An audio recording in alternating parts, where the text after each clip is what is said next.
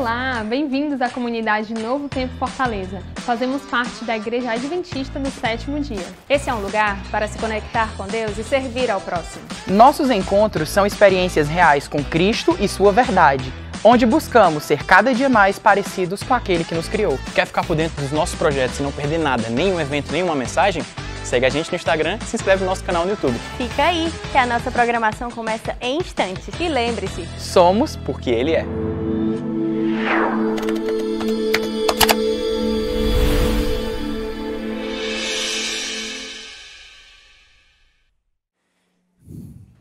Hoje, gente, é um dia, inclusive, especial, porque não só porque nós estamos aqui reunidos mais uma vez, é aqui a câmera, aqui que eu estou conversando, não só porque estamos aqui reunidos mais uma vez, mas porque hoje é dia de ação social também, viu? Para quem não sabe, a comunidade Novo Tempo, apesar da pandemia, a gente está tentando se manter ativo e temos feito a arrecadação de cestas básicas e hoje vai ser a entrega no projeto Joãozinho, um projeto que é nosso parceiro já há algum tempo, a gente tenta sempre dar esse apoio para eles.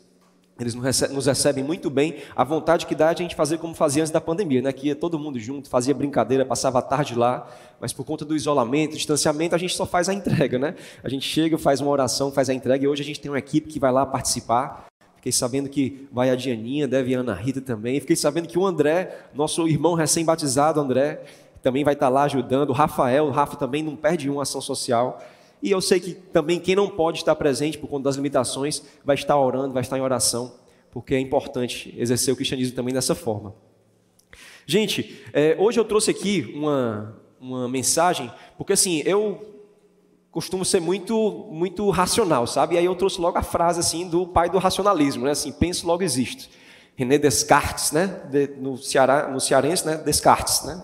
Mas fosse no francês, né? Descartes. Então, assim, essa frase do penso logo existe é como se fosse realmente aquela história que deu o start para o racionalismo existir, né? Essa história de questionar, de tentar dissociar um pouco. Na época que René falou isso, ele falou num contexto que era tudo regido pela religião, né? E quando ele falou isso, criou-se uma dicotomia, né? E até hoje tem gente que acha que fé e razão não se misturam, né? Que essa história do racional, ela não é compatível com o espiritual, né? Como se fosse uma coisa oposta, né? Como se fosse assim, não, ou você está pensando de forma racional, ou você está se deixando levar pela fé. Em parte, realmente, tem alguns pontos que são opostos, realmente, porque a fé também não é o tema do nosso estudo de hoje, da nossa mensagem de hoje, mas a fé a gente sabe que tem alguns que vão saber decorar daqui o verso, né? A fé é a certeza das coisas que não se veem, né? Alguns disseram aqui dentro, eu vi um sussurrado por ali, acho que foi a Sarinha, não sei. Então, a fé é a certeza das coisas que não se veem. Então, como é que isso pode ser racional? Mas, ao mesmo tempo, se você para ver realmente assim, onde se baseia a sua fé, a gente percebe que o racionalismo não é tão oposto assim. A razão e a fé não são tão antagônicas assim como parece ser, como se pode pensar. E a base que eu uso para falar isso é a Bíblia. Então, hoje a gente vai ler alguns versos, eu vou citar alguns versos, a gente vai ler junto aqui, para a gente tentar chegar a essa conclusão e tentar entender essa história do racionalismo e como é que a gente linka isso com a fé. Porque se a gente se deixar acreditar, se deixar levar por tudo que dizem para a gente por aí, a gente vai ficar numa loucura, né? Num samba, né? Fazer que nem um professor da gente, do colégio, quando era mais novo, dizia que era a turma do pagode lá atrás, né? A turma vai ficar um pagode, vai ficar uma confusão que você não sabe para onde é que vai, porque senão a gente não consegue se basear em alguma coisa que seja firme. E para começar a conversa, eu queria que a gente lesse Romanos, no capítulo 12, versos 1 e 2, só para a gente começar a conversa, para a gente ver que racionalizar, pensar, usar a razão, não é algo que seja alheio realmente à espiritualidade. E lá em Romanos, no capítulo 12, verso 1 e 2, diz o seguinte. Vou abrindo aqui. Quem tiver com Bíblia em casa, gente, deixa logo armada aí a Bíblia, preparada, se for no celular, no tablet, onde for, que a gente vai ler alguns versos hoje, tá? Vou tentar ser breve também, para a gente não ficar muito longo, né? Não chegar na hora do almoço com fome. Tem as classes bíblicas depois também. Rogo-vos, pois, verso 1, tá? Rogo-vos, pois, irmãos, pelas misericórdias de Deus, que apresentei o vosso corpo por sacrifício vivo, santo e agradável a Deus, que é o vosso culto racional. E não vos conformeis com este século, mas transformai-vos pela renovação da vossa mente, para que experimenteis qual seja a boa, agradável e perfeita vontade de Deus. Paulo está dizendo aqui que a gente deve ser transformado pela renovação de quem? Da mente. Ele não fala, sejam transformados pela renovação das emoções que afloram na hora do louvor, né, que a gente chora. Sejam renovados pela renovação das lágrimas que escorrem na face do Diego por todos nós, né? Quem não chorou, não se preocupe que o Diego chorou por todos. Então, tá tudo certo. Então, não ele fala isso, ele fala para se renovar a mente. E ele ainda diz, antes disso, ele falou, olha, o corpo de vocês, né, a vida de vocês, a estrutura de vocês física, né, que outra coisa que existe também, não é o tema do estudo de hoje, tá, mas eu vou falar, vou dar um spoiler, quem ficar com vontade, depois a gente vai fazer a classe bíblica sobre isso também, mas tem muita gente que pensa que é separado, né, assim, o espiritual do corpo, né, do físico, do material, é totalmente separado. Não, porque tem a vida espiritual, tem a vida material e tem não sei o que e tudo. Realmente existem coisas que a gente não consegue palpar e pegar quando a gente fala de espiritualidade. Mas você percebe aqui, pelo que Paulo está dizendo, que o nosso corpo material, a nossa carne, do jeito que ela é aqui, é nosso culto racional. Então é como se assim, ó, o que a gente é, o que a gente faz, como a nossa vida material é a maneira da gente cultuar a Deus de forma racional. Interessante isso aí. E aí agora eu vou para o verso base. Esse verso foi só um aperitivo. O verso base para a gente começar a nossa conversa, que está lá em Marcos, no capítulo 12, verso 30. Está dando para projetar, tá? Para quem está em casa? Quem está em casa está aqui ou está aí? Está aqui. Está na minha cara, certo? Oi, gente. Marcos 12, verso 30. Jesus estava sendo questionado sobre os mandamentos.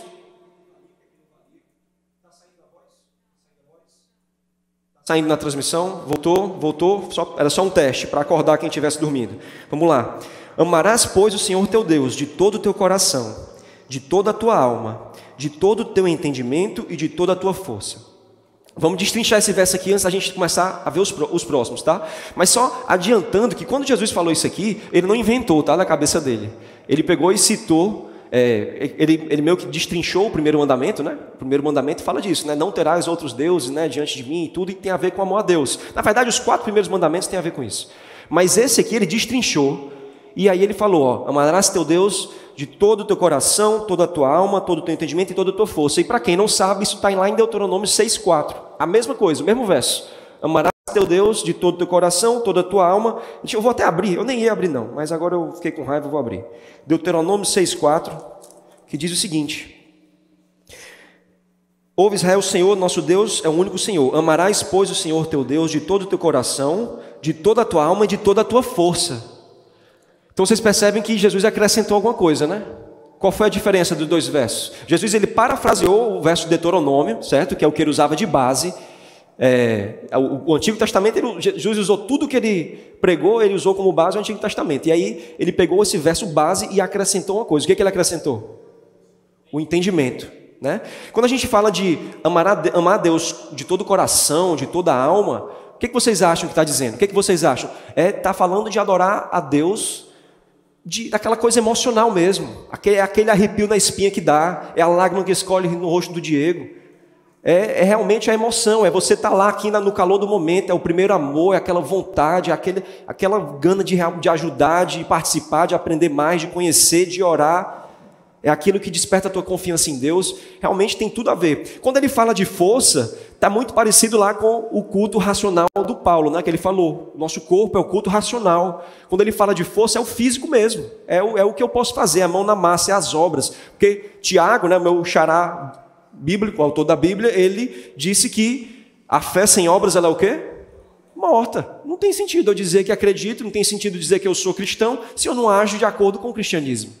E isso, inclusive, era uma das coisas que Jesus mais criticava, né? A hipocrisia, você dizer que é uma coisa e fazer outra, e agir diferente. Então, realmente, quando Jesus fala, de todo o coração, de toda a alma, é o emocional, realmente. Aquela questão, é aquele fogo que vem. Só tem um detalhe no emocional, né?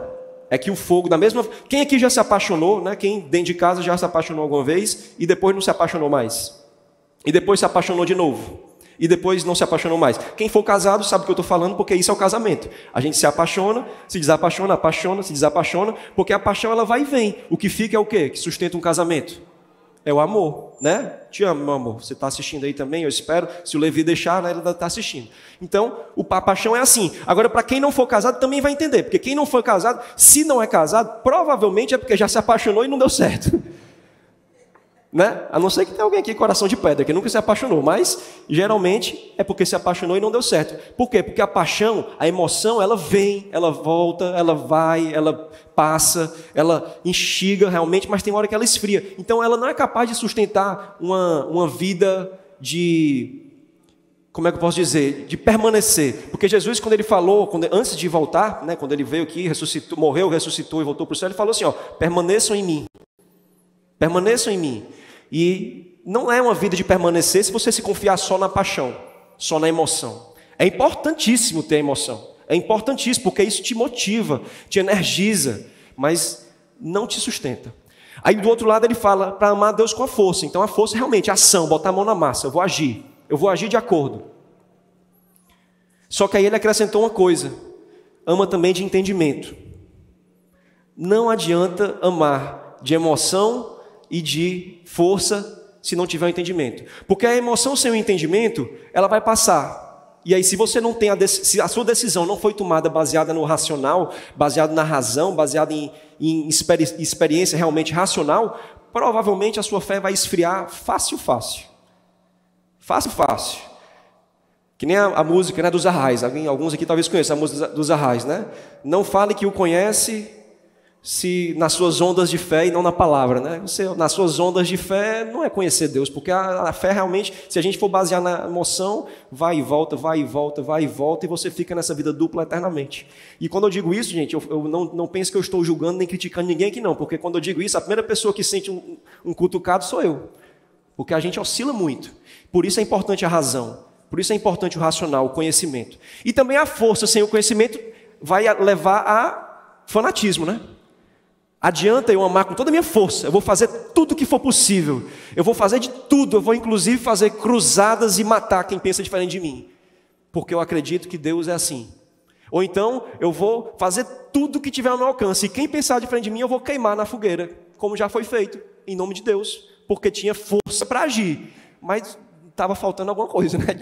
Estava faltando entender o que era o amor de Deus, porque não foi bem assim que Jesus ensinou para pregar o evangelho, para falar, não foi bem isso que ele quis dizer quando falou ide, né? Não foi isso que ele quis dizer. Então, realmente, a gente precisa do entendimento para duas coisas, para a gente se manter constante e para a gente não fazer o que é errado. E eu estou citando aqui exemplos esdrúxulos, assim, né, de queimar alguém na fogueira ou perseguir pessoas e matar, mas se você parar para pensar na sua vidinha, como na minha, pequenas coisinhas mesmo, pequenininhas, que a gente fica fazendo e tem medo de perguntar para Deus se é certo ou se não é, porque não quer largar.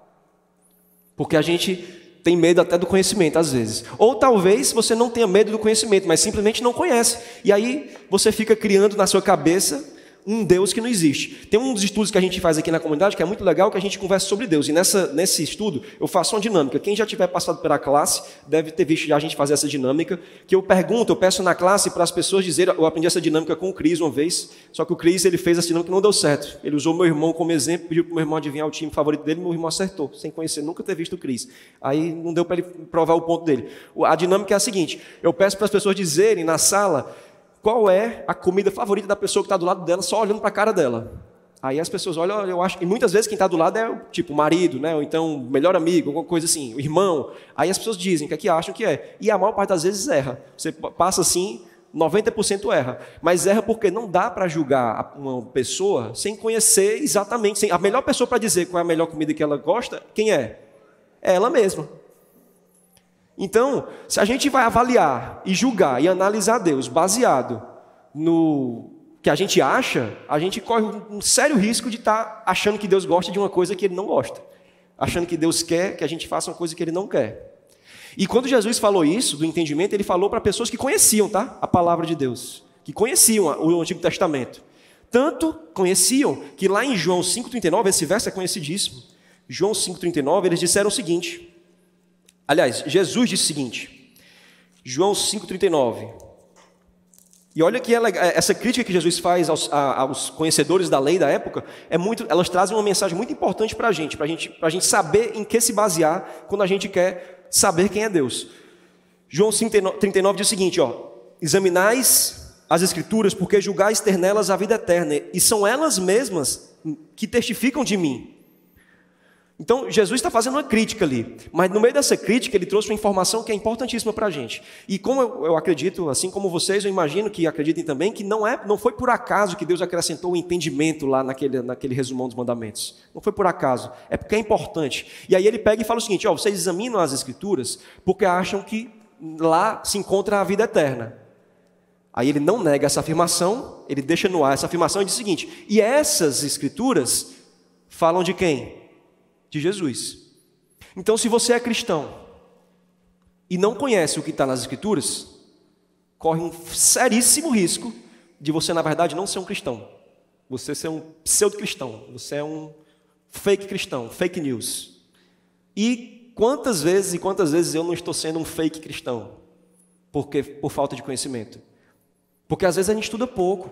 E eu estou falando, gente, isso aqui para pessoas que estão...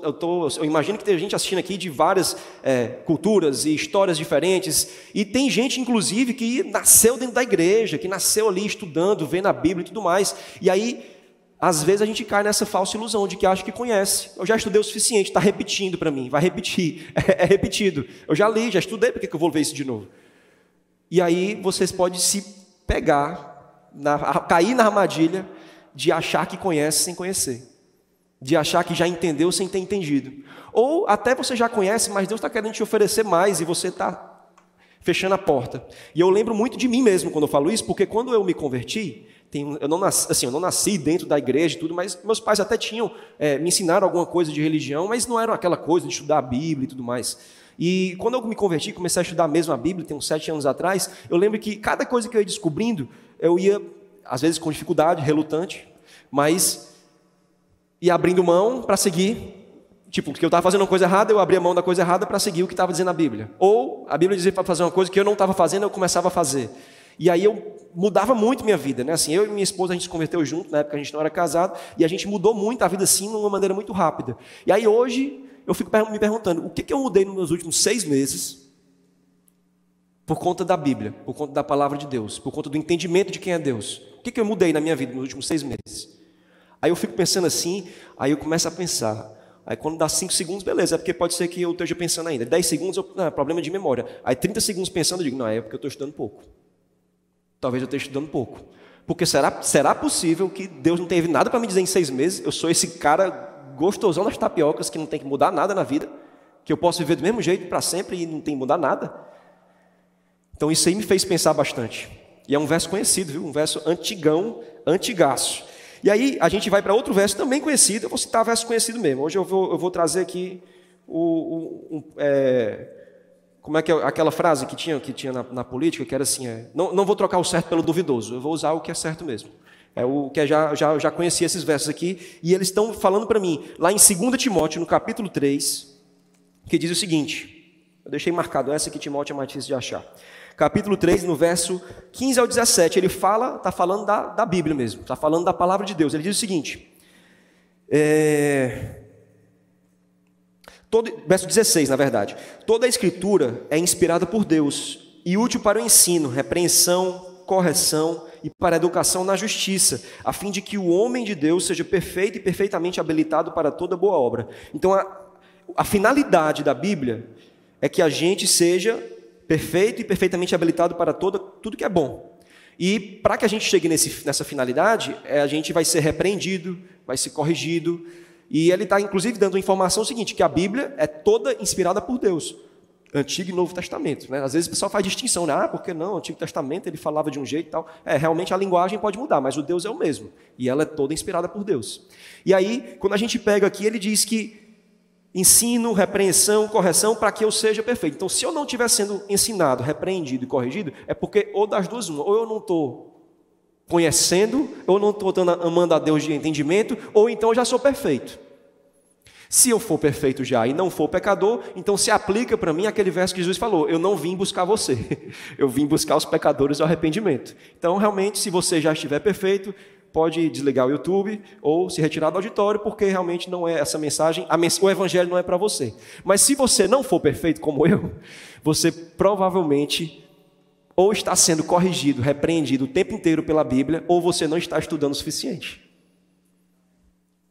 Essa que é a verdade. E lá em Isaías 8:20, É um verso também, mais um verso conhecido, tá? Estou só usando os antigões, aqui é mensagem raiz. Isaías 8:20 foi dito o seguinte, Isaías falou o seguinte, olha, quando estiverem falando para você, eu vou contextualizar aqui, vou dar uma de Filipe Soares, certo? Aqui, ó, contextualizando aqui na minha cabeça. Isaías, na linguagem de Tiago e Filipe, ele diz o seguinte, vocês quando estiverem ouvindo falar de Deus, de alguma coisa aí, alguém que vai falar para vocês doutrinas novas, histórias novas, a lei e ao testemunho. Vão ler a Bíblia, meu povo. Se estão falando alguma coisa aí, se estão pensando alguma coisa, estão achando alguma coisa, no meu grupo de amigos estão dizendo assim, no meu trabalho estão dizendo assado, não sei o quê, a morte, depois da morte acontece assim, depois da morte acontece assado, não sei o quê. A Bíblia, vai na Bíblia, vai descobrir lá na Bíblia, porque foi um presente que Deus deixou para a gente. E quando eu falo assim de ir na Bíblia, eu lembro que aí vou trazer de novo o meu exemplo, né? Quando eu comecei a estudar a Bíblia assim mais a fundo, uma das coisas que mais me incomodava, porque era saber assim, será que a Bíblia é correta mesmo? Porque pode ter sido mexida, né? Foi escrita há tanto tempo, por tanta gente, pode ter sido mexida. Será que é fidedigno? Será que é confiável chegar na Bíblia e acreditar e usar isso aqui como um guia para a minha vida? Será que é realmente adequado eu depositar minha fé em um livro, acreditando que ele é a palavra de Deus? E aí eu lembro que quando eu pensava isso, eu ia vendo as respostas, né? E duas coisas me chamaram muita atenção, mas a terceira é a principal. E eu vou dizer para vocês aqui, certo? Vou confessar aqui para vocês. A primeira coisa que me chamou muita atenção foi o fato de Deus ter se preocupado com pessoas como eu, que são céticas, e ter deixado algumas coisas, algumas provas científicas, para eu acreditar que a Bíblia é a Bíblia mesmo, do jeito que ela está escrita. Que, para quem nunca ouviu falar, tem os escritos do Mar Morto. Já ouviu falar? Alguém de casa aí talvez já tenha ouvido falar. Os escritos do Mar Morto foram escritos que foram encontrados, vou resumir a história, tá? Escritos encontrados na década de 40, que foram datados de muitos anos atrás, antes mesmo da última cópia que tinha da Bíblia moderna. E aí eles compararam os escritos e viram que estava tudo parecido. E a datação que foi encontrada desses escritos era de antes de Cristo, inclusive. Então, obviamente, que eram livros do Antigo Testamento. E aí, quando se comparou um com o outro, mostrou-se que continuava realmente fidedigno, apesar de tudo que passou. Apesar dos maçoretas transcrevendo a Bíblia manualmente, apesar de tudo que passou por outras religiões, por outros povos, apesar do tempo que houve a Idade das Trevas, né, que lá no feudalismo, que ninguém tinha acesso à Bíblia, não tinha nada, apesar de tudo isso, ela continuou sendo fidedigna. Esse é o primeiro ponto, que aí eu achei muito legal, porque Deus se preocupou com pessoas céticas como eu, que queriam provas científicas. Quando eu comecei a estudar, eu pensei assim, não, eu quero uma coisa científica para dizer assim para mim. E aí tem essa história aí dos escritos do Mar Morto para me ajudar a amortecer a minha cabeça para receber a informação que ela tem para me dar. A segunda coisa são profecias que se cumpriram. Aí, se a Bíblia ela tá, do jeito que ela estava escrita, você compara com a moderna, de antigamente, compara com a moderna, e está igual. E aí você lê as profecias e verem coisas que já se cumpriu, aí faz sentido você acreditar em promessas que ainda não se cumpriram. Você está entendendo que a fé, ela realmente é a certeza de coisas que não se viram, mas você acredita em coisas que não se viram porque você já viu coisas antes. Senão não tinha sentido. Deus não pede para a gente fé cega. Ele não pede assim, eu quero vocês uma fé cega. É o seguinte, fecha os olhos e vai assim, sem saber de nada. Não. Às vezes, realmente, você não está vendo o que está na sua frente. Mas você vai para frente, você caminha para frente porque sabe o que já aconteceu para trás. E aí, então isso aí me fortaleceu a fé. Saber que tinha registros, né, realmente datados e tudo mais, cientificamente. Saber que tinha profecias cumpridas já. E aí, para isso, se cumprir as outras profecias, tanta profecia cumprida já, historicamente comprovada e tudo, por que não acreditar que vai se cumprir, então, por exemplo, a promessa máxima que é a volta de Jesus? E a terceira coisa, que é o principal, que é a experiência pessoal. Porque aí, essa aí não tem argumento. Você pode ficar até meio relutante e tal, com provas científicas, relutante com alguma coisa ali e tudo, mas quando você experimenta na sua vida, aí você tem propriedade para falar. Olha, a Bíblia está dizendo para eu fazer assim. Eu achava que era assado. Mas eu vou fazer assim porque Deus está me pedindo, porque eu acredito que Ele quer o melhor para mim. Aí você experimenta isso aí e vê o resultado. Não estou dizendo que vai ser, porque às vezes aí você vai ter gente que vai estar assistindo, que vai estar estudando, e vai dizer assim, então beleza, eu quero uma Ferrari, e a Bíblia diz que se eu fizer assim, Ele vai realizar meus sonhos. Aí você faz assim e não ganha a Ferrari. Não estou falando disso, tá, gente? Às vezes não acontece exatamente como você planejou ou queria, né? Às vezes você não vai ter a Ferrari que você pensou que ia ter. Mas você vai analisar a vida como um todo, e aí você vai poder dizer por experiência pessoal, isso aqui fez sentido para a minha vida, fez diferença na minha vida, eu acho que realmente trouxe um significado que não existia. E eu acho, gente, que nesse momento que a gente está vivendo, o mundo inteiro está muito aberto para entender o real valor da vida. O meu pai se internou 2 semanas atrás, com Covid também no hospital, teve bem ruim, quase 75% do pulmão comprometido, usando oxigênio, com falta de ar. E a gente conversou muito nesse período, eu fui lá ficar com ele, no tempo que ele esteve doente. E a gente conversou muito sobre isso, sobre o sentido da vida, sobre para que a gente existe, né? Para que o papai talvez até esteja assistindo, né, pai? E a gente conversou bastante. Inclusive, foi um tempo muito legal que a gente teve para conversar, que fazia tempo que a gente não conversava tanto. E um dos motivos que eu acho que meu pai ficou doente, que Deus, uma parte da limonada que Deus fez do limãozinho que era o Covid, foi a gente poder ter esse tempo junto e conversar bastante sobre várias coisas, inclusive sobre Deus. E eu realmente acho que Deus ele tem um propósito, né? Tem algo preparado e está disposto a mexer assim todos os pauzinhos para que as coisas aconteçam para o nosso bem no final das contas. Tem um outro verso que eu queria que a gente lesse, que é muito legal e é um verso que eu gosto muito também, que está lá em Atos 17, no capítulo 17, no verso 10 e 11. Atos 17, exatamente. Paulo e Silas estavam pregando. O contexto é o seguinte: Paulo e Silas estavam pregando em todo lugar. E aí eles iam, pregavam, as pessoas se convertiam, as pessoas acreditavam, se batizavam, as pessoas adoravam. Aí quando chegaram na Bereia, eles falaram o seguinte, a Bíblia diz o seguinte: durante a noite os irmãos enviaram Paulo e Silas a Bereia, ali chegando dirigiram-se à sinagoga dos judeus. Ora, estes de Bereia eram mais nobres que os de Tessalônica. Por que eram mais nobres, você pode se perguntar? Por que eram mais nobres? Eram mais ricos? Será que eles eram de nobreza social? Será que eles eram de classes sociais diferenciadas? Será que eram nobres porque eram educados? Será que eles eram nobres? Por que eles eram mais nobres? Eles eram mais nobres porque porque recebiam a mensagem com toda a avidez e examinavam nas Escrituras todos os dias para ver se as coisas eram de fato assim. Pessoal, eu sei que é legal ver pregação, ver mensagens, ver reflexões. Eu sei que é legal isso aí. É legal mesmo. E é muito bom. Alimenta a nossa alma. Só que se a gente ouvir sem conferir a fonte de verdade, a gente corre um risco muito sério de ser enganado. É muito fácil ser enganado. E hoje nas redes sociais você vai ver aí a opinião de todo mundo, né? Todo mundo tem opinião sobre tudo, inclusive sobre religião, inclusive sobre Deus. E a melhor, como a gente comentou no começo, a melhor pessoa para falar quem Deus é, quem é? É o digital influencer do Instagram? É o pastor da igreja X ou Y? Não, a melhor pessoa para falar quem Deus é o próprio Deus. E ele se manifestou o seu caráter, as suas características, a sua vontade, o seu desejo, os seus planos para a nossa vida na Bíblia. Então a melhor maneira da gente descobrir qual é a vontade de Deus é estudar na Bíblia. Ah, mas eu estou com uma dúvida que não tem na Bíblia, porque eu quero saber, por exemplo, se eu posso vestir calça jeans ou se é melhor usar calça caque. Realmente você não vai encontrar isso na Bíblia, mas você pode ter certeza que vai ter na Bíblia princípios sobre como se vestir. Vai ter. Aí você pode chegar à conclusão que o melhor é brim, que o caque, ou que o melhor é jeans, ou chegar à conclusão que para Deus tanto faz. Agora, o principal, quando você buscar na Bíblia a resposta, é que você esteja disposto a abrir mão do que você acreditava antes. E tem um verso bem legal para falar sobre isso, que está lá em 2 Pedro, no capítulo 1. 2 Pedro, no capítulo 1. Estou chegando lá, quem estiver acompanhando também, 2 Pedro, no capítulo 1, depois de Hebreus, que diz o seguinte, capítulo 1, no verso 20 e 21. Sabendo primeiramente isto, que nenhuma profecia da Escritura provém de particular elucidação, porque nunca, jamais, qualquer profecia foi dada por vontade humana, mas homens santos falaram da parte de Deus, movidos pelo Espírito Santo. Então ela reforça esse verso aqui, ele reforça um conceito que a gente já leu, que é de Timóteo, que toda a Escritura é inspirada por Deus, tudo realmente foi inspirado pelo Espírito Santo.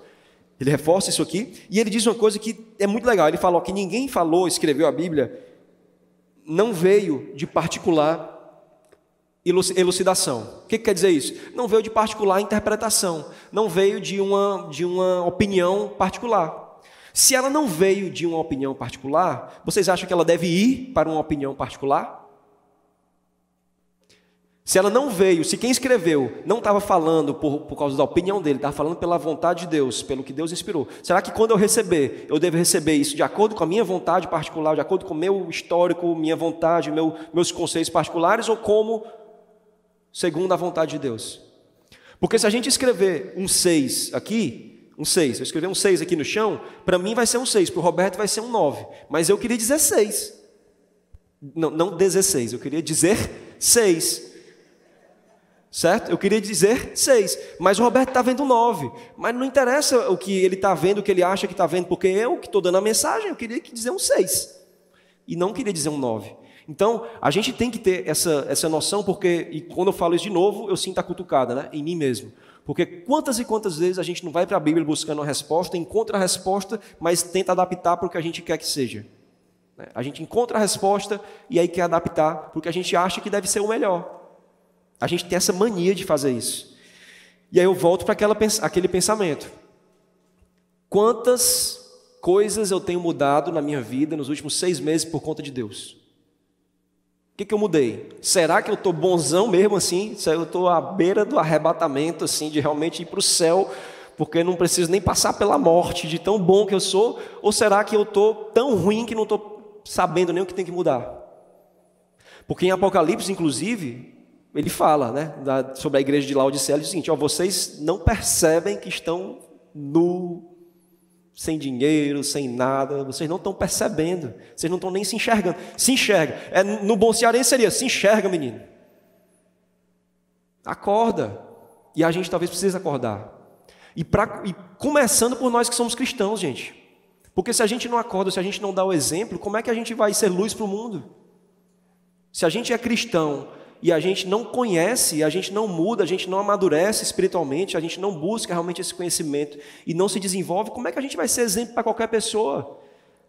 A nossa igreja, inclusive, a Comunidade Novo Tempo, por exemplo, ela existe para evangelizar. Como é que eu vou ser da Comunidade Novo Tempo se eu não estou sabendo como evangelizar, eu não sei nem o que Deus está querendo para a minha vida, valer para dos outros?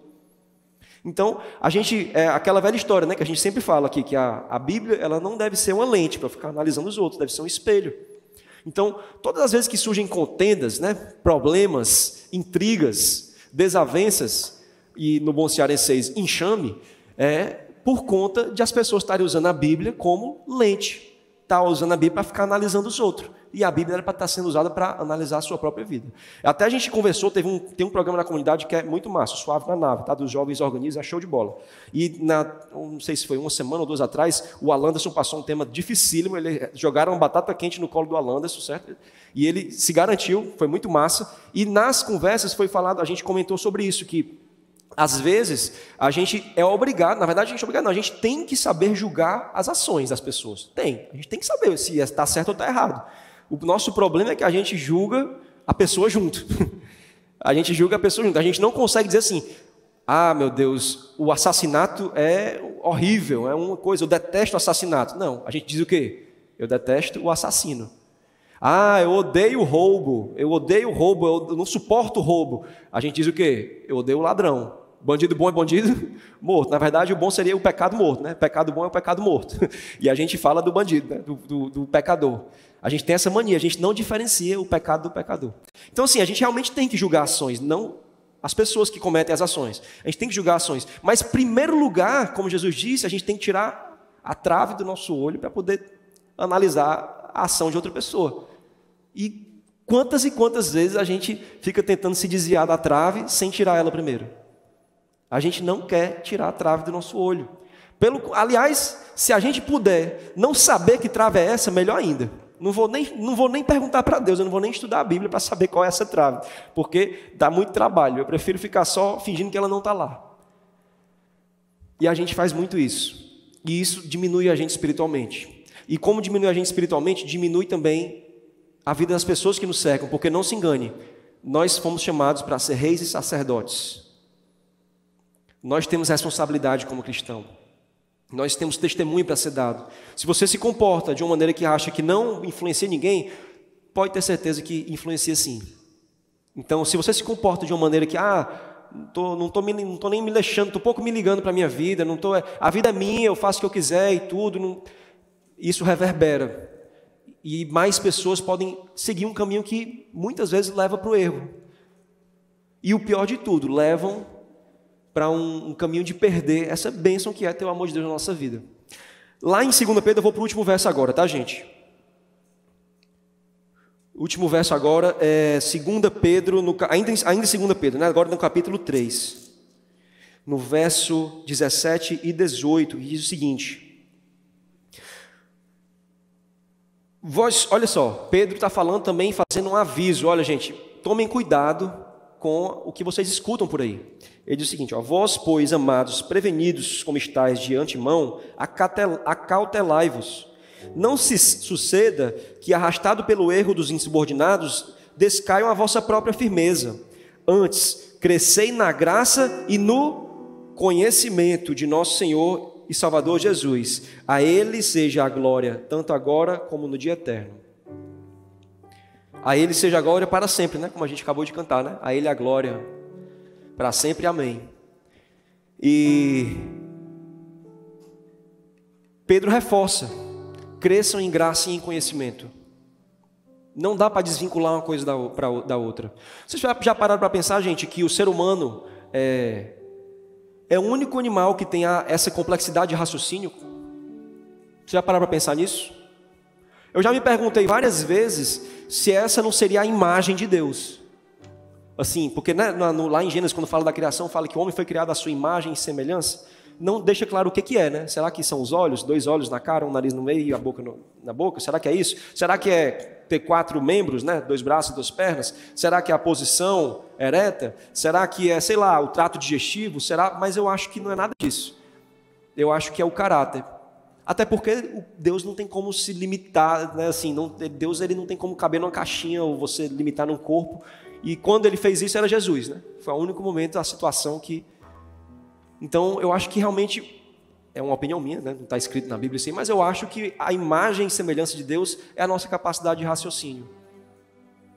Então, por mais que, não, mas eu não sou bom de estudar, eu não sou bom de leitura, eu não sou bom... Mas você tem capacidade de raciocínio.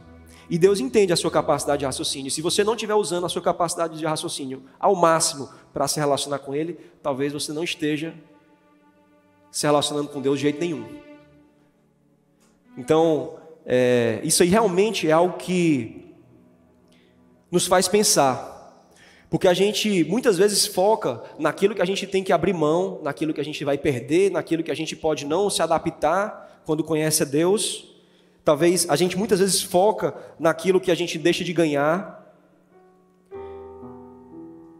E a verdade é que Deus deseja que a gente tenha momentos bons nessa vida, momentos de vitória, momentos de alegria, momentos de felicidade. Deus deseja que a gente tenha momentos de prazer, mas a promessa maior dele não é bem essa. E pensa como seria pequeno se fosse, né? Como seria injusto se fosse. Principalmente nesse momento que a gente está vivendo agora. A gente está vivendo um momento de uma pandemia. Tanta gente, eu não sei se está acontecendo isso com vocês, mas, e olha que eu sou da área da saúde, né? Eu vejo pacientes, eu sempre, mesmo antes da pandemia, eu sempre vi pessoas adoecendo, pessoas morrendo. Eu sempre tive que lidar com isso no meu trabalho. Mas acho que eu nunca tive lidando com a morte de forma tão próxima como agora, porque é muita gente ao mesmo tempo. E gente próxima, adoecendo, o medo de morrer. E quando morre?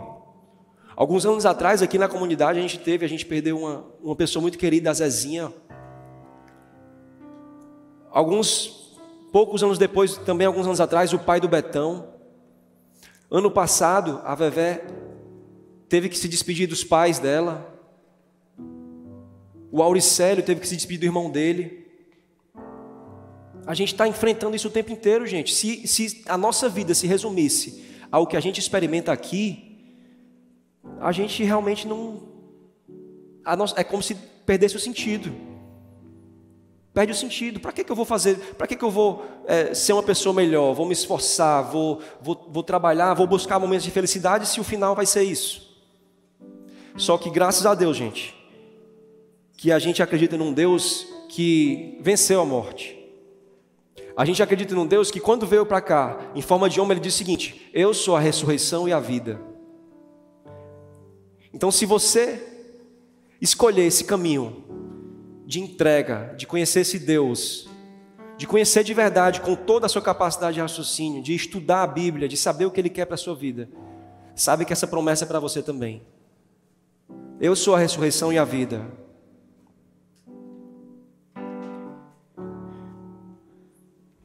Uma escolha consciente de experimentar quem Ele é, experimentar essa esperança, com certeza vai te permitir dizer o seguinte, que a morte não me assusta. A morte não é o fim. Dói porque a gente não nasceu para isso.